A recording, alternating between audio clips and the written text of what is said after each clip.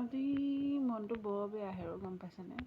আজি যোৱা ৰাতি যিটো ঘটনা ঘটিলে মোৰ লগত, হাই বিধি, কি হ'ল মই একো তৎপোৱা নাই আৰু দেই, কি ক'ম আৰু। ৰাতি আজি যোৱা ৰাতি অকণমান আমাৰ ভাত পানী খাই বৈ শুওঁতে অকণমান দেৰি হৈছিলে। এই বিচনাত পৰোঁতেই 10:30মান বাজিলে। যেনে তেনে চিলমিলকৈ টোপনিটো গৈছিলেহে হেৰো। তেনেকুৱাতে বাহিৰত কোনোবা এজনীয়ে ইমান ইনাই বিনাই কান্দিছে, ইমান কান্দিছে। মই ঘপকৈ কান্দোনটো শুনি পেলাই সাৰ পালোঁ নহয়। সাৰ পাই বোলো এয়া কোনে কান্দিছে, আকৌ মাইকী মানুহৰ মাত। কোনোবা এজনীয়ে ইমান কান্দিছে।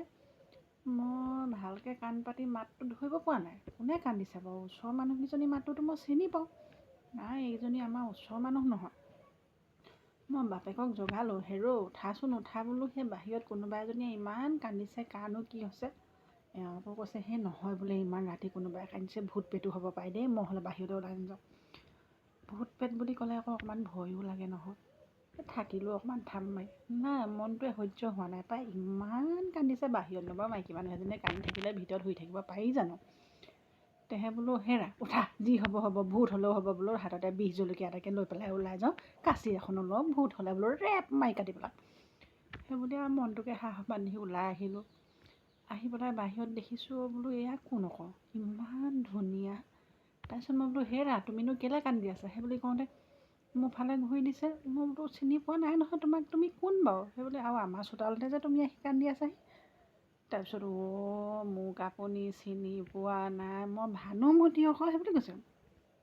মই বোলো এয়া কোন আকৌ ভানুমতী, মইতো ভানুমতীক চিনি পোৱা নাই। তাৰপিছত আপোনালোকে অসমৰ মানুহসোপাক এনে খাৰ খোৱা অসমীয়া বুলি নকয় দেই। মই আজিহে গম পালোঁ আপোনালোকে মোক চিনি পোৱা নাই। মই কেলৈ সেই ভগদত্তৰ জীয়েক নহয় জানো, সেই বুলি কৈছে। মই বোলো মই তোৰ কথা পাহৰি থাকিলোঁ নহয়। মই বোলো তাৰপিছত মই বোলো তই এই ৰাতিখন কেলৈ তহঁতো মৰিছিলি, তহঁতৰ প্ৰজন্মটোতো মৰিলে। তাৰপিছত মৰিলেনো কি হ'ব, স্বৰ্গতো আমাক থাকিবলৈ শান্তি দিয়া নাই, সেই বুলি কৈছে। বোলো কেলৈ, কোনে শান্তি দিয়া নাই তহঁতক।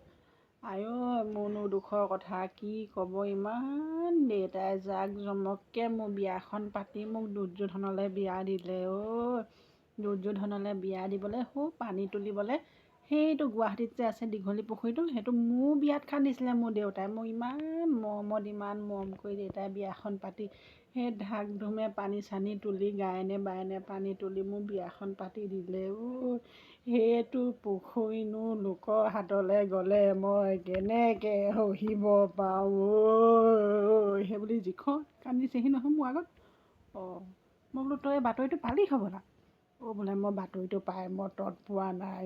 মোৰ ঘপৰ দেউতালৈকে মনত পৰিছে। মোৰ দেউতাই ইমান কষ্ট কৰি খান্দিছিলে পুখুৰীটো। সেই পুখুৰীটো লোকৰ হাতলৈ গ'লেনো মই কেনেকৈ সহিব পাৰোঁ, সেইবুলি মই বোলো হ'ব তই বৰকৈ কন্দা কটা নকৰিবিচোন। আমাৰ এই মামা হিমন্ত মামা আমাৰ একদম বিৰাট কাৰ্যক্ষম দক্ষ CM, তই গম পাইছ নাই। সেই কিবা এটা ব্যৱস্থা কৰিব। এতিয়া যদি কাৰোবাক ভাড়ালৈ দিছে নহয়, আৰু কেইদিনমানৰ পাছত বিক্ৰী হ'লেও দিব। তই চিন্তা নকৰিবি তই পাৰ যদি। তাই তেতিয়া মোক কি বুলি কৈছে গম পাইছেনে, মই ভানুমতীৰ কাৰণেহে বাচি গ'ল আজি হিমন্ত মামা। মই যদি কেনেবাকৈ উশাহ হ'লোহেঁতেন, মোৰ সখী চিত্ৰলেখা হতুৱাই হিমন্ত মামাক চুৰ কৰাই নি মই কি কৰিলোঁহেঁতেন ঠিকনা নাই।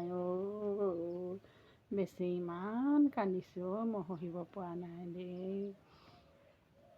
গাইজ নমস্কাৰ। মোৰ ভিডিঅ'টো চাই যদি ভাল লাগিলে, মই যদি আপোনালোকৰ মুখত অকণমান হাঁহি বিৰিঙাব পাৰিছোঁ, আপোনালোকে মোৰ চেনেলটো লাইক কমেণ্ট আৰু ছাবস্ক্ৰাইব কৰিবলৈ নাপাহৰিব।